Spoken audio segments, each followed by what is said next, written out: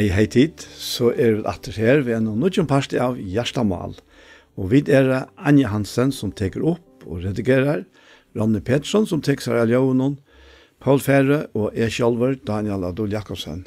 Vi hjertelig velkommen til hendeparten av Gjerstamal. Og jeg Fære, en annen for å spørre på hva hun liker av Gjersta i det. Ja, det så mekt som kommer inn av veien, et eller annet, inn av løgene. Vi kjørte denne vika,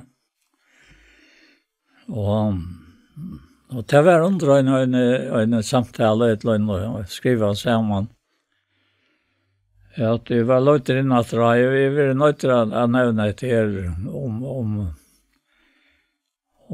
Rombrev 5, som vi mer et likla, nøkkel 5 likla vers, altså, tog jeg at da vi leser det, så synes vi til at rettskjørt av trygg var vi tog noe fri vi god til Herre og Jesus Krist.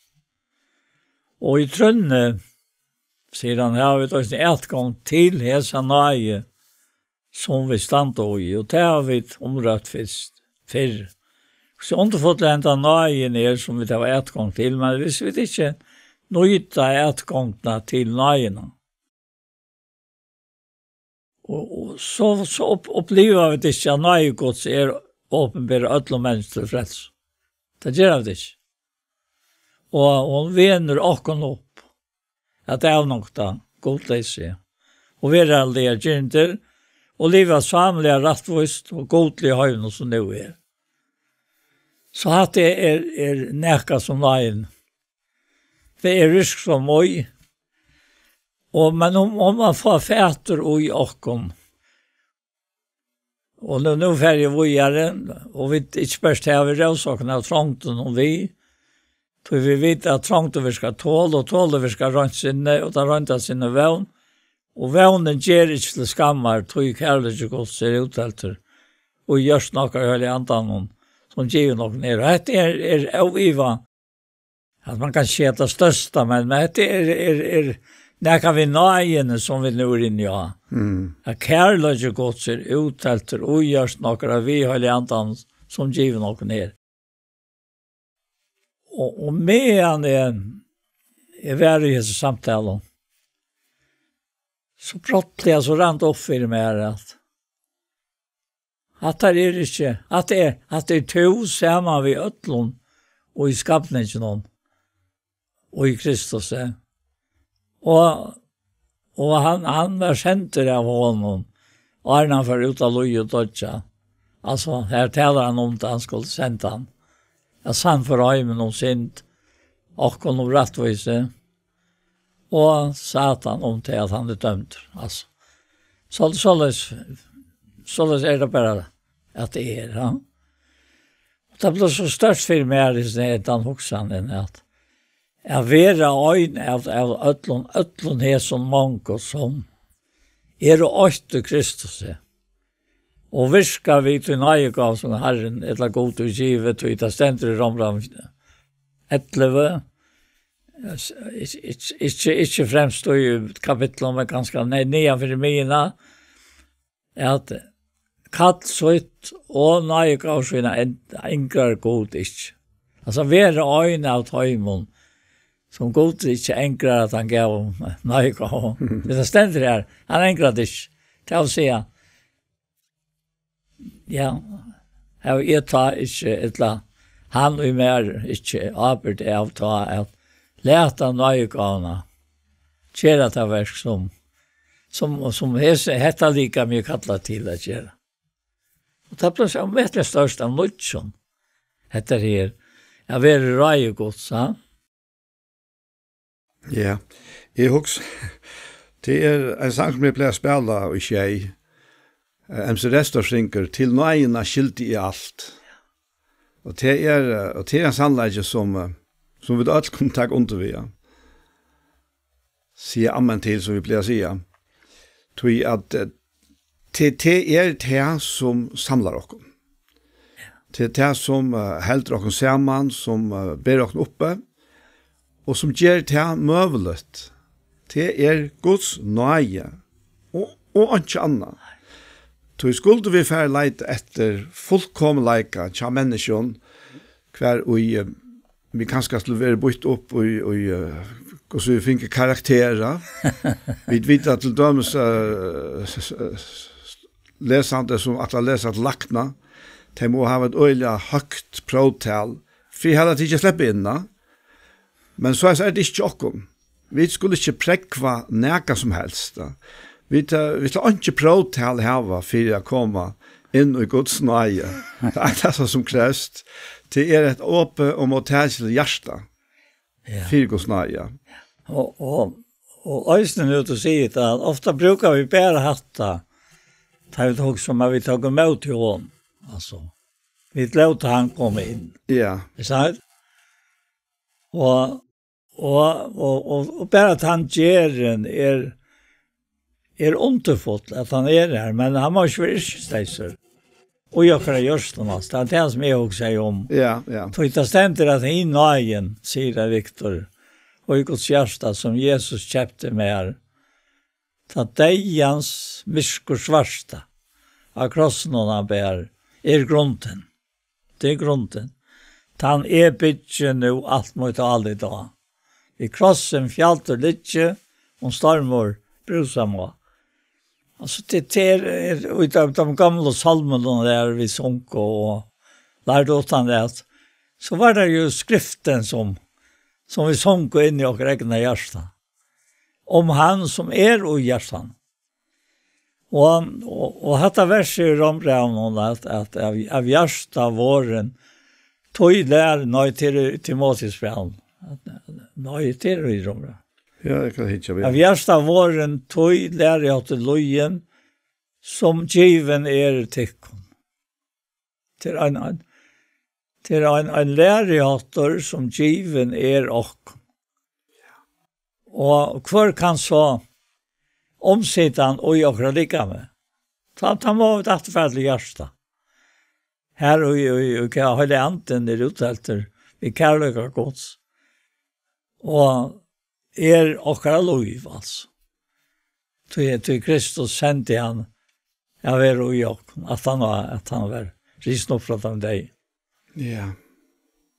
Det alltså nøyen given, hon åpenbæra öllon menneskjon til frelse. Ja, det Det utan undantaka. Ja. Og så det spurninger om at ta måltrene. Og som du sier, gjøre bruk av den, ja. Ja.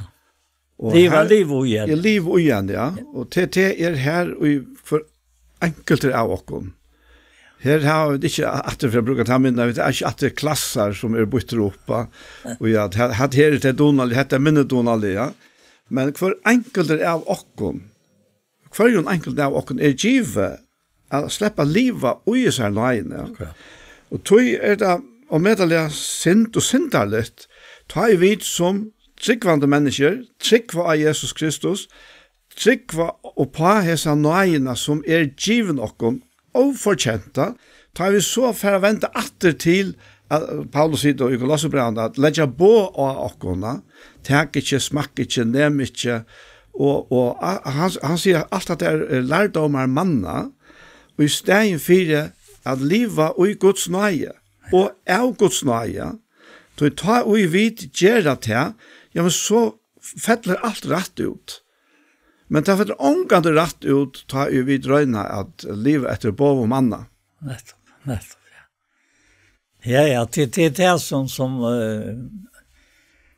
kommer inn i stein 4, altså lov på og alt det der. Man skal ikke må ikke, og ikke hos hæsen gjør, og så framvis, og ikke hos hæsen er. Nei, det var ikke ved å gjøre. Du her for at vi tog nøye av at her given, at gjøre til for alt lika med. Altså, det var bare øyne og i øtlån sånn her skapningen noen som om det er kristian noen skapninger og det gamle til færre og det gamle var nøyt og alt det der fra goden som og i Kristus samtidig og vi sier selv. Ja. Og dette året som ofte har helt fram at tog kærlighet til Guds uthelt og gjørst noe av i hele andan, som giver noe nere. Og det som alt kviler av. all nøyen verilegan Guds kærleiks uttrykk. Og ikke bare uttrykk, men alt det som det innebär, alt det som det skal til fire at Gud kan gjøre oss en nøye, alt det hever han utvia av kærleika, tog at han elskar. Akkurat. Ja. Og tog at han kærleik, ja. Ein standpunkt. Og tog blev det i verilegan et liv som tryggvande livet ut fra Guds kærleika. Jeg husker om dette eisene, ta vidt nå om man har løtt i littner her i Søltafire, ja. Hver færa vi så? Hver leita vi så? Vi leita heim til akkurat kærleika. Til henne som vi har sagt ja til. Og til kærleik som heldet tog oppe, og ryker til ur en tjonaband, så det tropleikar, så det øyelig tropleikar, ja. Ja, det må det være. Og jeg noen kærleiksfotlen tjonaleie, her fjaller kærleikken fjølta syntona. Ja. Ja, det Ja, men jeg gosser, altså. Smavis. Nei. Og det er her, det samme, bare oppa det sterskere i verleggene, det er Guds kærleikken og jokken, som så sterskere og eimer og milder og alt det sen. Det det at, ja, men, dette mot liv, dette ikke, dette vil jeg. Ja, Og ikke at det er du skal, du måst, og nå nøyes du at, nå nøyes at jeg har sammen, da. Ja. Det var et vers i Habakuk som kom fram her i kjørskvalget her i Bibelmannen, ja. Og det var ordentlig grøyvant å lese. Det stendte her i at men jeg skal gledes i Herren og fegnast i god og freds måned.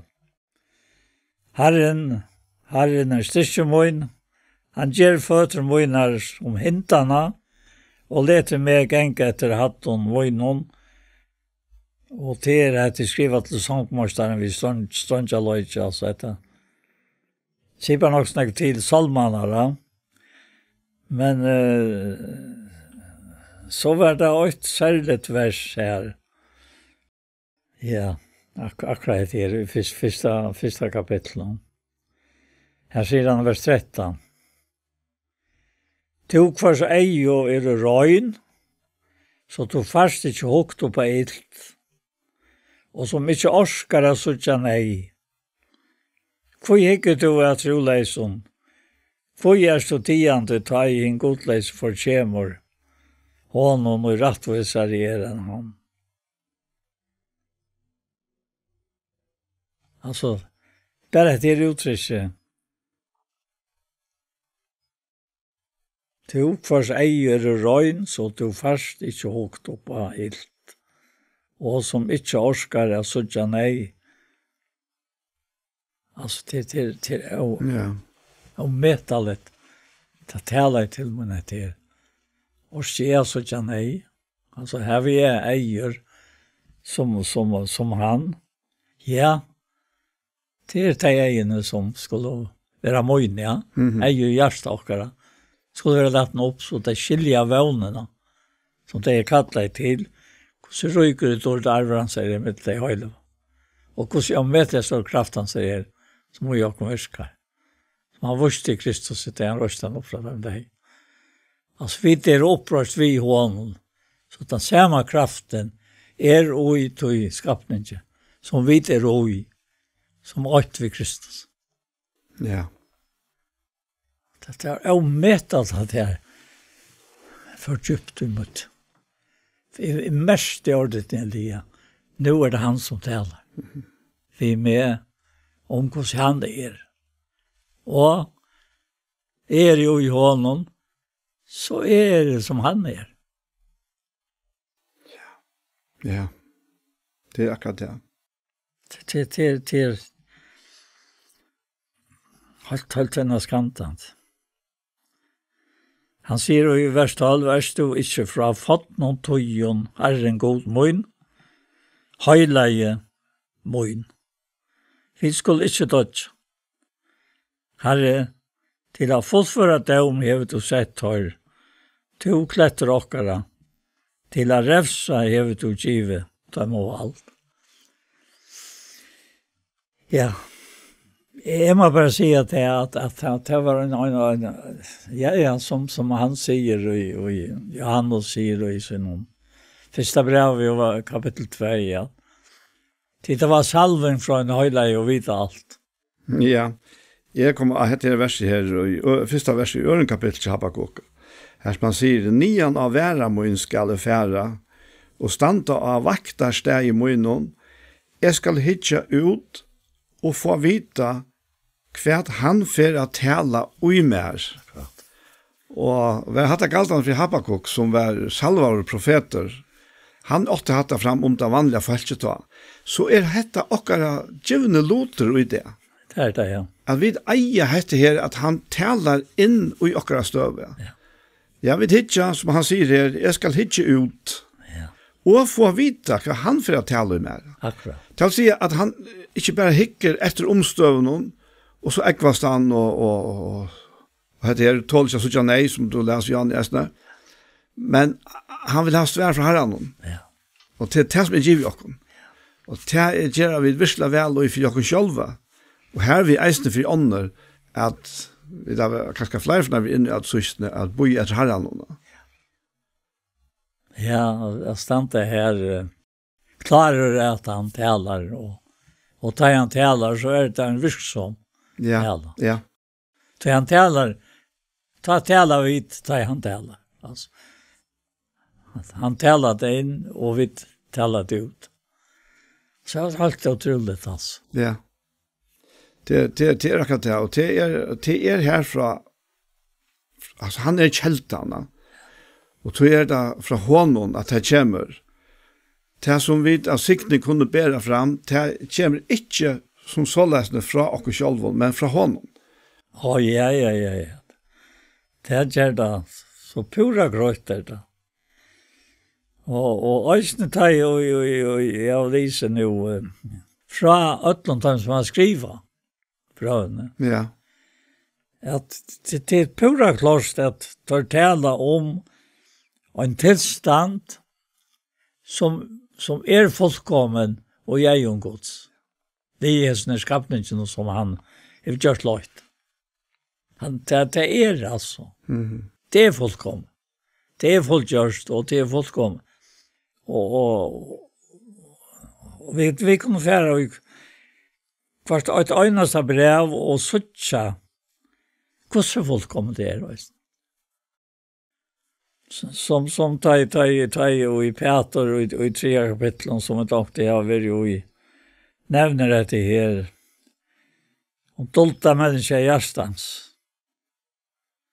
Han sier ta fra første verset som løs dit kone vil til greikne mannen og ondskjevner for at enda tøyre og ikke vil jakte året kunne være vunner 8 år vi for kone sønne. Hvordan livet han konen som hever en mann som ikke vil akta året, og hon, ja, han sverre på en av veien. Ta suttja røyne appor tikkar og gjøtta.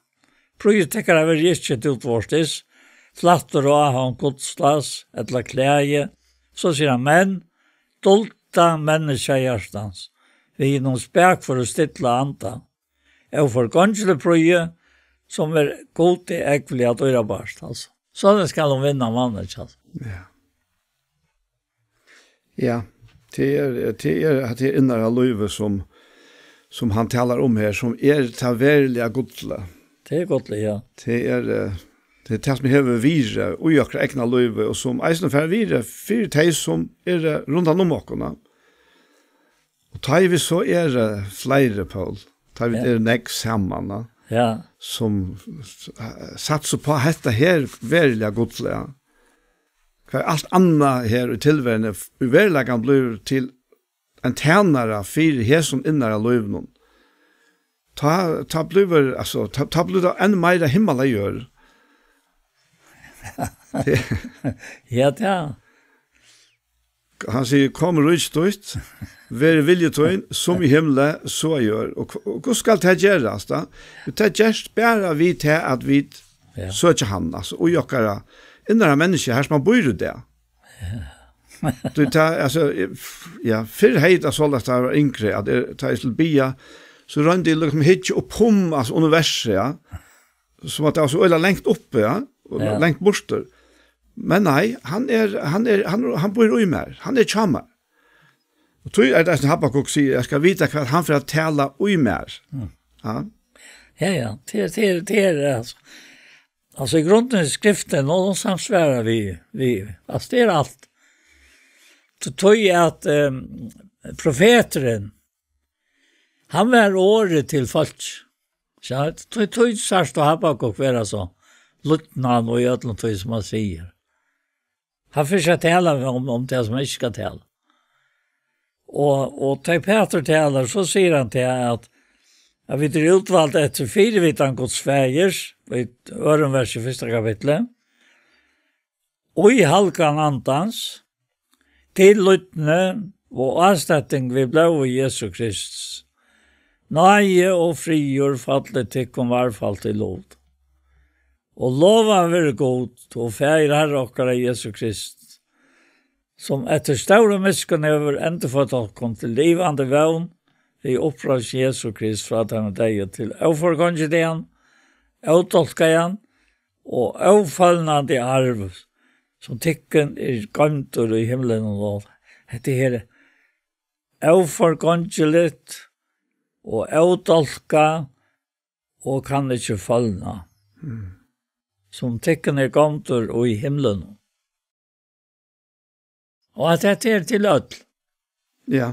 Ja. Ja. Og så sier han tikkun som vi kraftgods, vers 5, og værvått, vi trygg, til frelsa, som til røyer av åpenbara søstetøy. Og gjerne gledes dit om de så har stått at tøy, ta så skal være av sorg i allsins røntom, men det 4 rønt at syktikkere, som mengan dyrabærer i en nytt forgångslige god, det til rønt vi, elten, det forgångslige god, til nevnt et ekte, ja. Kan finnes i røs, dård og høyer, og i åpenbæring Jesu Krist. Dyra bærer i en hitt forgångslige god. Ja, rønt at syktikkere. Det var siktnet.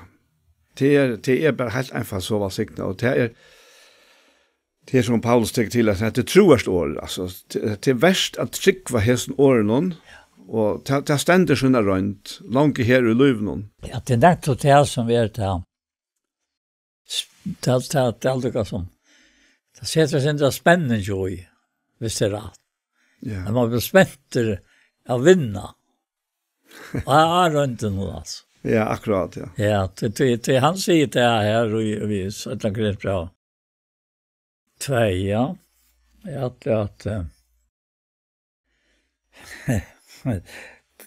det så hålet at det man fæter og tog som som lykkes for eldre til sjølvene.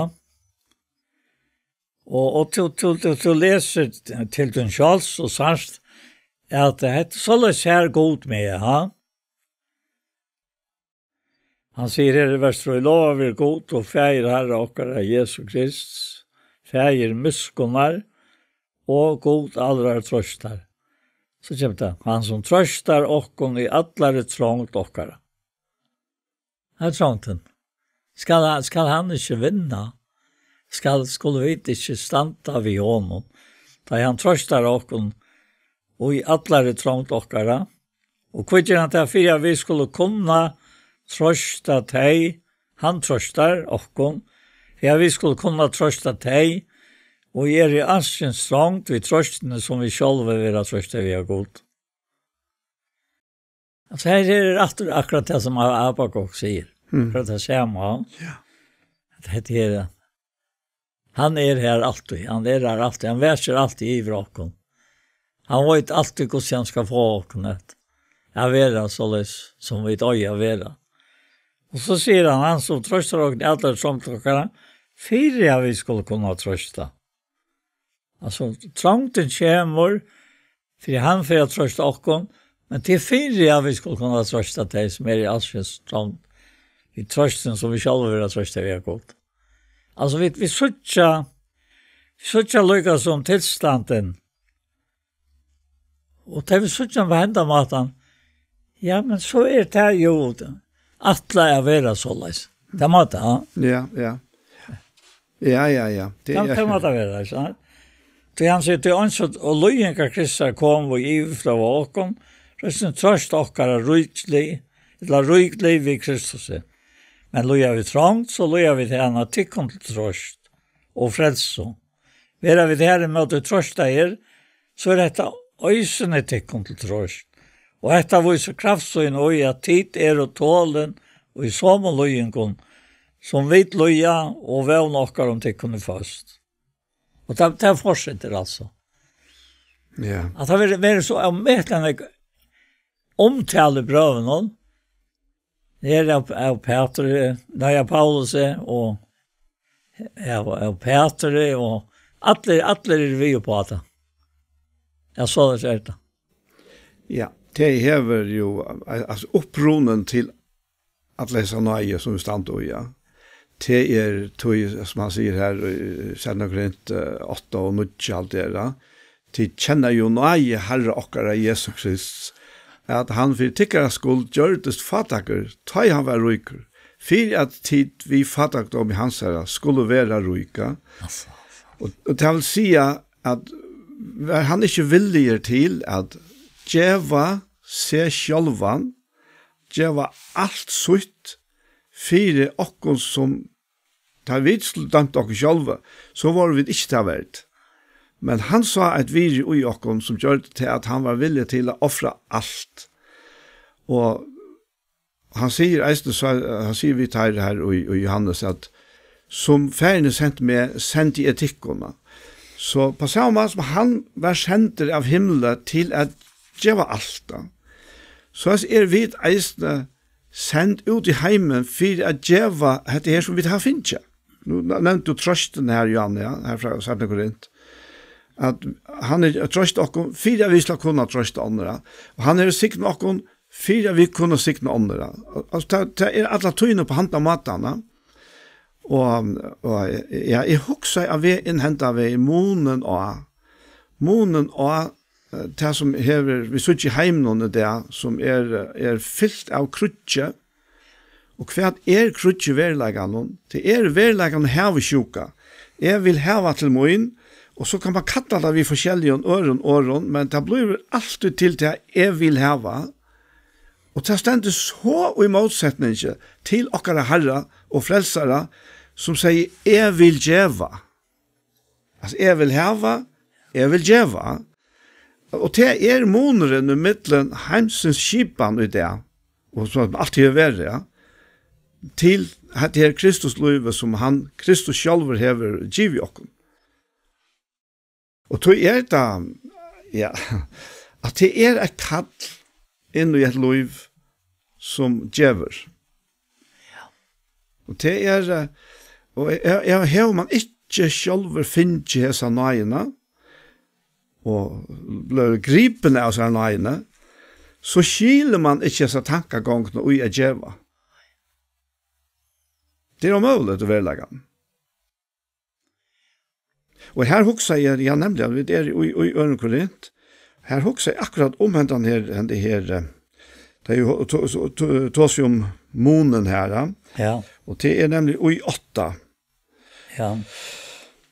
Og som nevnte Jan, at jeg vil krutje, det i verleggen jeg vil hava, vi vil hava, vi skulle kosta hva det kosta vil i verleggene, og vi setter nekk på spil for at vi skulle få, og ikke for krutje for å tape, bare for å vinne.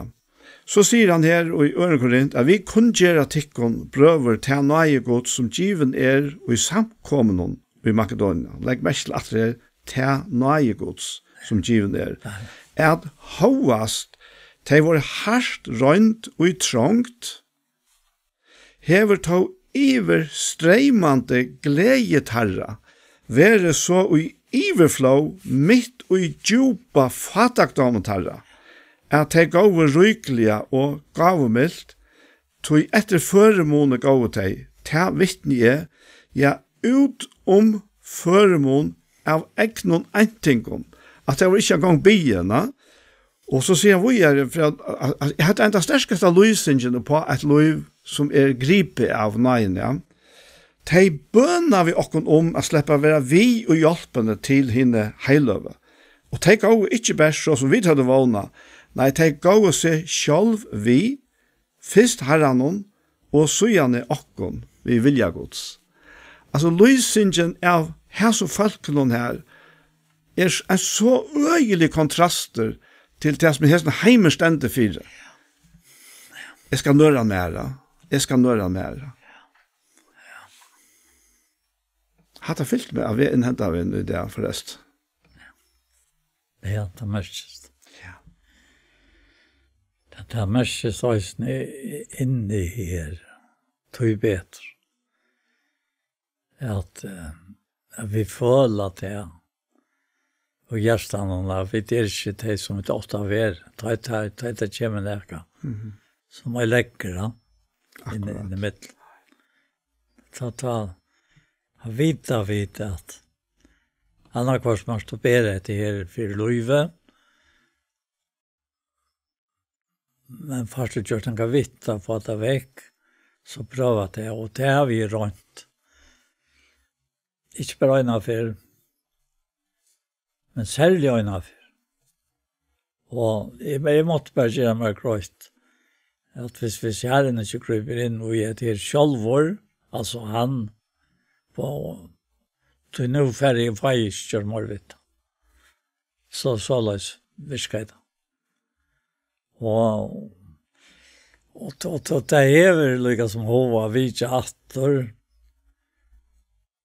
Men det er akkurat som Herren sier, slapp at du av. At det er klart at du ikke løs.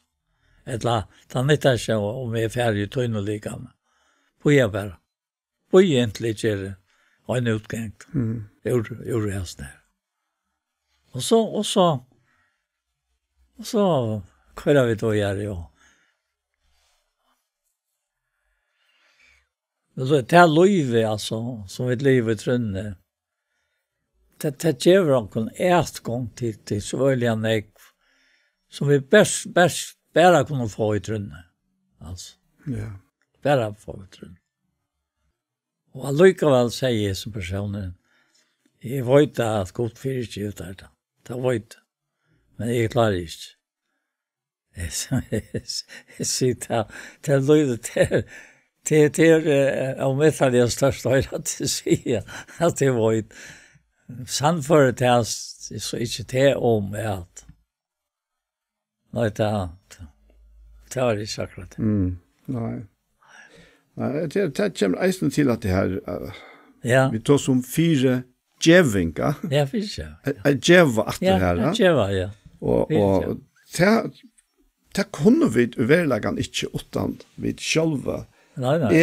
Og ikke bare firegiven, men suttja hvordan rykelig og størst vi firegiven sjølve. Ja. Og jeg kom huske om at det her verset her, det er versene, sørste versene i 4. kapittel i Efesos, alle baskleidje, alt ilsene, alle vreie, alle gengur, alle hoan, være lengt fra tikkon somleis alle ønskaper, være i tannsted, gå kvart i anna, miskon som, så tid 4 djeva kvart øron, eins og god hever 4 djive tikkon og i Kristus. Altså eins og. Det er akkurat det her som vi var avvarskare av, altså.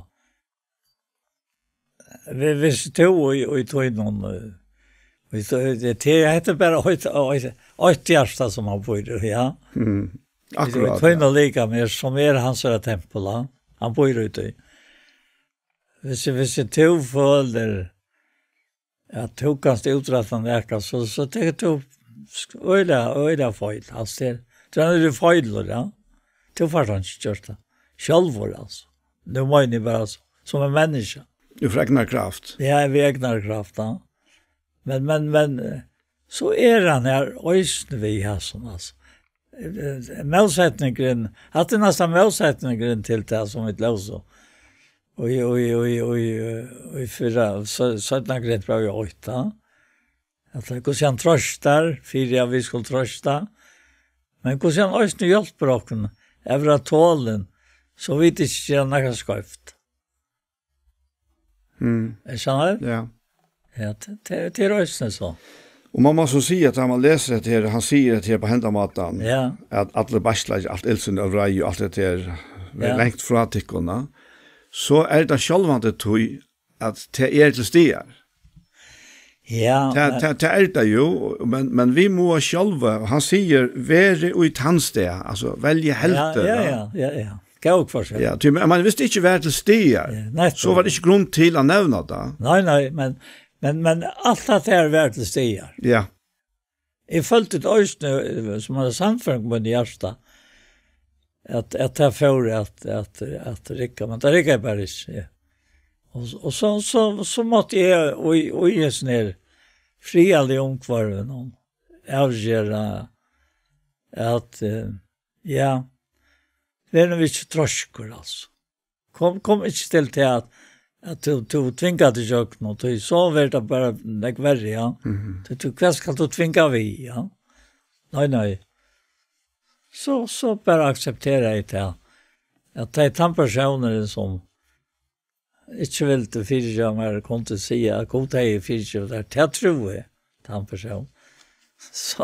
Så fallt det säkert som det går gott alltså. Ja. Jag känner det? Jo. Det var väldigt positivt.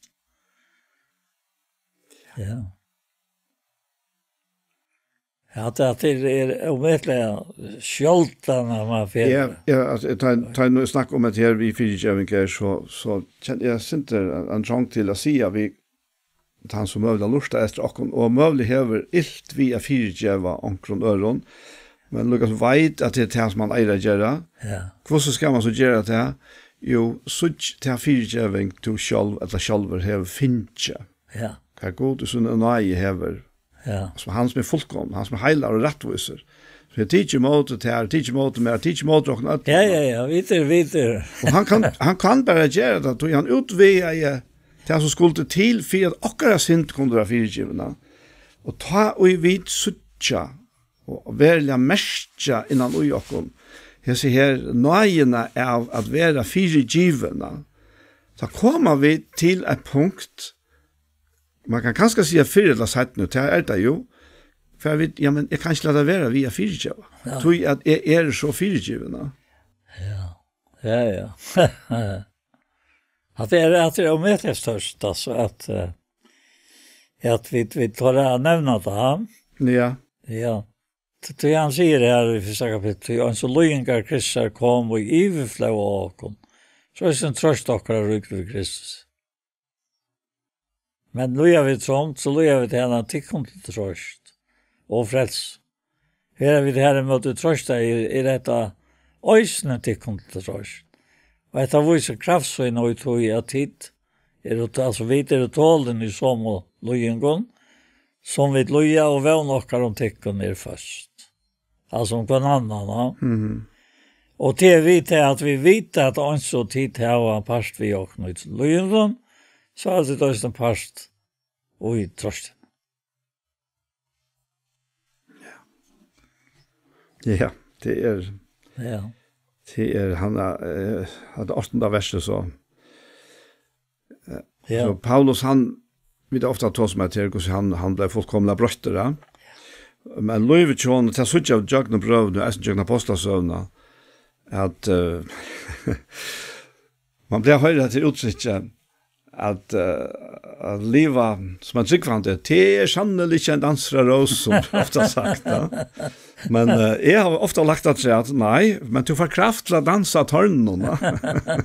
Och ta Paulus gjort det. Ja. Så jag alltså så trångt där som man får i jagnen. Ja, alltså han var ju människa och ta visst han tydlig här. Men han gläddes utan. Han säger att han glädjes ut trångt nu. Ja. Och här säger han här att han vill göra något helt öjligt ting, men det är av det kraftigaste som han tåsar om här. Han säger, tror vi vilje inte bröver at trångten og kom av okkon i Asia skal være tikkun åkunnig. Hon var overhåndstung. Ja. Mer enn vi var mentre a bera, så at vi enda ikkje høtte mot liv. Ja, vi hadde gjort opp, vi okkon sjálvar, at vi måtte dodja. Fyra vi skulle ikkje lyta av okkon sjálvar, men av God som reiser opp hinn og deg. Ja. Så det en øyelig trångt.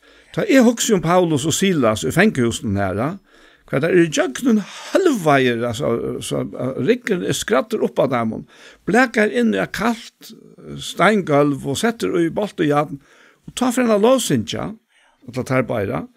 Men her en trångt som opp av nekk større enn det. Da han sier at det hadde ikke vært noen lov en gang. Og så legger han til at for vi skulle slutte oss selv, men av God som reiser opp inn deg, og han frelste okken. Og frelser okken ur det som står av deg av handa, til hansare har vi sett vån okkara, at han eisne heretter skal frelse okken. Og så knyter han forbundene til teimene på i eisne. Altså, han frelste, og han frelser, og han færa frelsa. Ja, det gjør han. Ja. Det gjør han. Jeg vet ikke om næka liv som kan se man lyknas ved til. Om man av toppen noen og tinten noen, eller eier alle åkner, eller hva det skal være. Men så kommer jeg til den hoksen til møyene at kan stå øye hentan tilstanden som det dolda menneska hjärsta øyer som Kristus, altså. Det Kristus, altså. Og han der kvinnan som vann mannen. Jeg har knytt bedre til hans hendingen her. Så han alltid han har vært med over. Men konan rånka til nevnt. Ikke beinleis. Nei, men det prøver noen. Her en kona som byr til med over Euløyen. Og han sagt hans for Euløyen. Altså, og han lykkes som det endelige. Det han ja, han jo at sette seg opp i møte akkurat som florierer av der herren skulle dodge og alt det her. Ja. Det var jo litt kjørtlig. Det var noe som hendte, ja. Men at øya til sinne deg som Kristus atler til 80 og som akkurat den brøttest og som han gav åkene til samme sinne det i åkene som være Kristi Jesus, et lære Kristi Jesus. Og han sier enda her at han lønges etter tøym og vi gjørsta lære Kristi Jesus her. Altså, øya hatta sinne lære, øya hatta gjørsta lære. Lykka mye hva det henter. Ta det bare han, altså, at vi han, at vi kunne oppleve det. Ja. Og det en underfullt opplevelse. Ja, og man må så si etter Paul, at det en livslang læring. Ja, altså, han sier at det en lærer som husker vi godsøtt. Ja, det jeg husker meg om at det jo at alt dette satt da. Ja. Men for at det skal bli satt og i mer, og for en enkel avåkene, så tenk det tog. Ja, det gjør det. Det ikke noe som bare så leisende, ja. Nei. Og Paulus tog som trångt det her, og vi være eisende trångt, vi kanskje ikke alltid huske om det så eisende, men jeg flere for å se at han var. Ja. At jeg helt være øyla kjelt, øyla negativt da. At han var, så har jeg lært noe, som jeg ikke kunne lært utan, og jeg var kommet til en støye som jeg bare kunne takke gode, og jeg har ikke kunnet være der utan det først være i jøkkene, så her vidtjerne som god. Og her hever han hva en enkel han av åkken under vidtjer. Ja, nett. Han hever ikke så med vidtjer til tøyen og til møyen og til Anja og så videre, ja. Ja. Men jeg må si, jeg leser en grein i morgen om en vanlig ungan danskare, som for jøkkene forskjellet, altså, her har ikke tås om trygg, og just nere sammanheng någon, men allikevel hugsa ta sett några tankar i meg. Tøy at det nere unge mauren han miste mamma sin som 16 år gammal, og hon så vid sjuk av blodkrabba i 2 år. Og han en vanlig ungdommer, og han fer ut i liv akkurat som alle vanlige ungdommer, og køyra, og alt det her. Men lykkes å merke noen små ting som virker sin snett, beinet ble sin stuft, og han fer ikke lakna, han bare køyra fra seg. Da. Og så tar han 22 år gammal, da vaknar han en morgen vid at eie last. Han får ikke røsta, han får ikke blinka eller nekka, og tar for han til lakna. Og nå viste det seg til at han finner skleros, 22 år gammal. Og nå er han så blitt 32 år gammal, og han lyser så gosse løyve så fer fram, og det en øylig på å få, men han tok det så i alvare, altså lagt noe seg vi han. Hvis du ikke legger alt dette løyve omkjadder, vi sånne her ballarøynen og alt det, så vil du lemmen helstuttet du, og lammaur. Og han tok det i alvor og begynte så her. Og så arbeider han seg opp, vi hjelper, han takker øyre mennesker som har hjulpet seg. Og i det arbeider han så, som heter man kallar for stand-up komikere. Jeg kjenner han slett ikke, men det er bare helt så han om å være øyre interessant. Og nå sier han 22 år gammal, at det som han opplevde for Jøgne som 22 år gammal, og er en til eisende for så vidt, at han ikke ville være der for 8. Tog at det er givet som jeg, og lærst som jeg løyve. Og altså, det ja, og det til vi løyve noen. Vi har også som helt løyve. Nå står vi noen tryggvande som sier oss livet til løyve. Men helt som løyve, for og mennesker møter imenskene i løyvene som ikke noe som man ikke ser. Ja. Og så regner man å finne løsninger på det. På imenske måter. Ja. Det kan dømes være via at en ung kvinne velger abort, og jeg får ikke døme noe som helst for noe som helst, men det en annen løsning eisende. Og det ferdig tjøkken trångtene. Og det så telljande mennesker. Nu nevnte jeg bare hatt det her, men det så nek andre dømer eisene. Hver kunne velge en mater å løse tingene på. Men hver ui hent her trångten som kom og vi sørste enda en sikning. Og det her var vi øyla ringt som mennesker vi at lære og vi har gåttaka eisene, ja. Men vitnesbordene så avmedelig nekver om at det altså trångten virker nega positivt da. Det en ørgren av slik. Ja. Og eisen i skriften altså hvordan det tok form at han at Jesus var deg opprisen og vi var oppris for hånden så ja. Allt det som de første apostlene måtte færre kjøkken da. Ja. Det akkurat det. Og så og 4 at hvis ikke Peter og Paulus og alle teir og teir rundan teir kvinner og menn var færen og jøkkenen hessa trångtene så åtte vi ikke hette hele liv i det. Så var det ikke kommet vujar, ja. Altså at førjar til at det og jeg minnes fyrre krutsk, det krutsk enda i for skola til jeg var 45, ja. Og even russar lov her, og så snakket jeg vi om at det var ikke var sjøv. Og alt, nei, alt var frialigt og godt, altså. Og nå fytlige 6 tjejeforsvar. Og til det lengt liv. Ja. Men det var under styring av herren, og det tjøk noen nek var noen mennesker. Halt nek var. Så jeg også ofte om konumvinner som vi har under. Og det tjoar inngren at hon skal kunne være at han som det for meg, og i det et veldig under. Det må jeg bare si.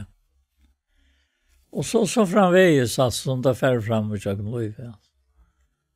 Hvordan det formas? Ja. Ja. Ja, jeg tykker nok de fleste av oss tar hitje atter etter, og så hadde vi kanskje ta i år ut, og så valgte jeg fra. Men at han så synes vi at han leite jo ikke alt da.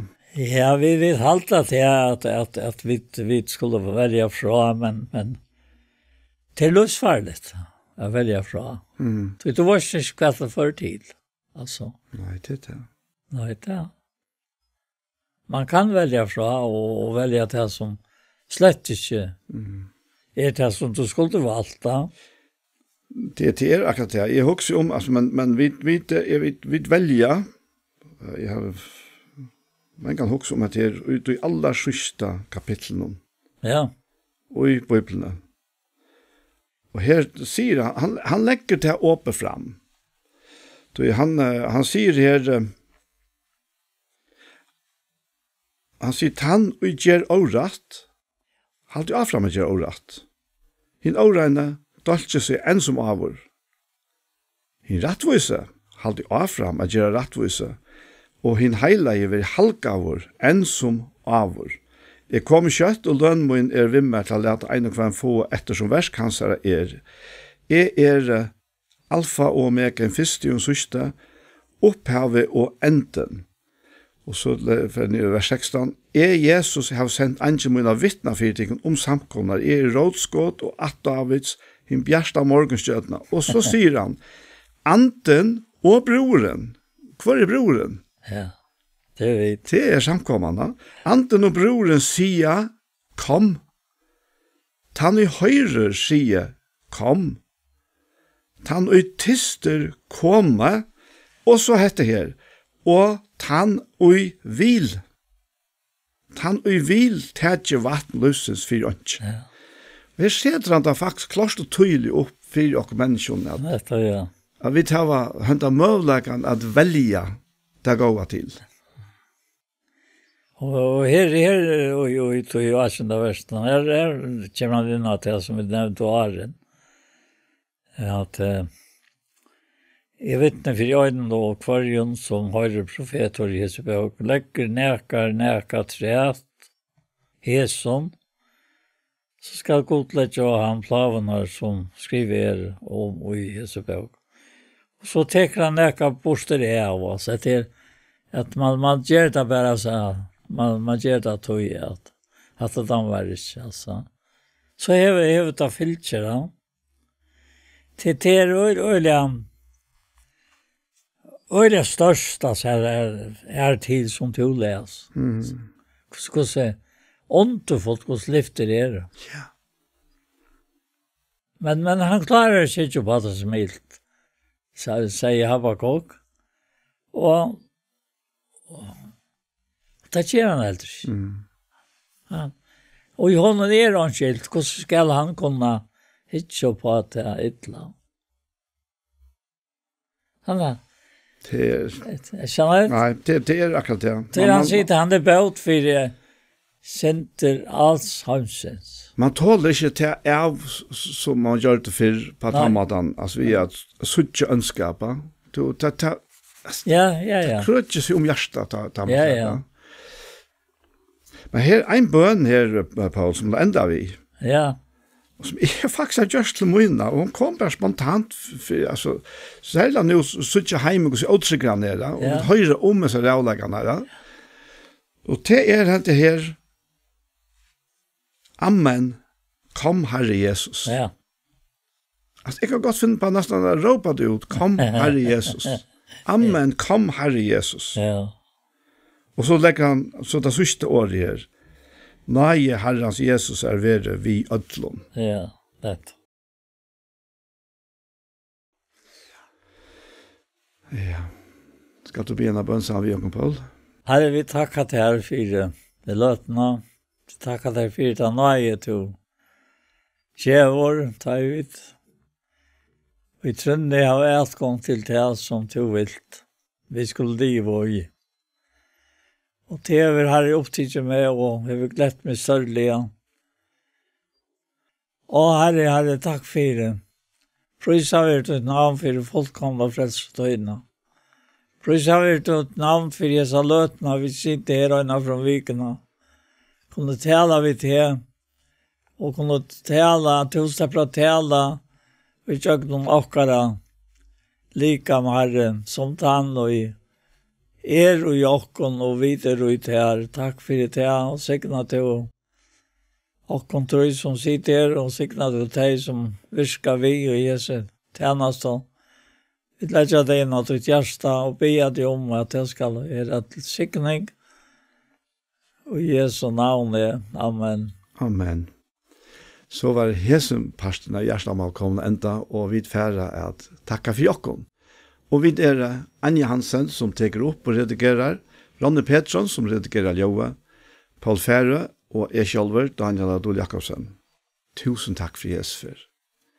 Pastor av hjertemål som har vært, det kan du finne av YouTube, om du leter av Ektos Sjønvarsp. Hesen pastoren, han kommer eisne av å lagt det her, og han kommer eisne av å sende av Kjei, Kristelig, Kringvarsp. Så en affær, tusen takk for Jesus.